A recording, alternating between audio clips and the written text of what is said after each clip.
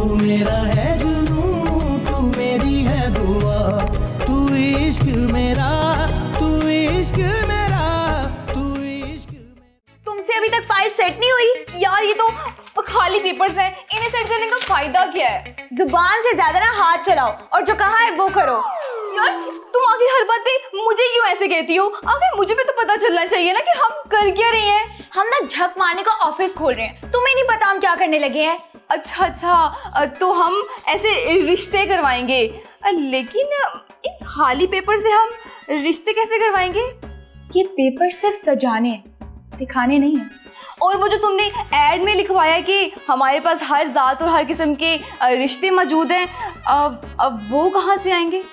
Papers और website से। Website से? लेकिन हमारी तो कोई वेबसाइट भी नहीं है। ये तो सिर्फ तुम्हें और मुझे पता है ना गोफ लड़की, कि जो शादी दफ्तरों में रिश्ते ढूंढने के लिए आते हैं ना, इनमें से 90% लोग तो अनपढ़ होते हैं। उनको तो ये भी नहीं पता होता कि इंटरनेट कैसे यूज करते हैं। तो फिर उनको कैसे पता चलेगा कि हमारी कोई ऑफिशियल वेबसाइट नहीं है? ओ अच्छा, तो तुम्हारा मतलब है हम दूसरों का डाटा यूज करेंगे अपने रिश्ते कराने के लिए।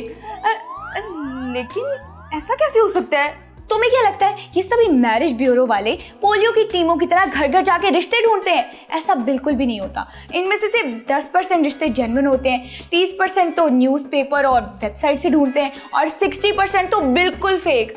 अब फेक यानी नकली? अच्छा, तो लेकिन इनका उन्हें क्या फायदा होता है और उनकी शादी कैसे होंगी? ये सब मैं तुम्हें बाद में बताऊंगी, पहले ये जो गिराया वो तो उठा लो।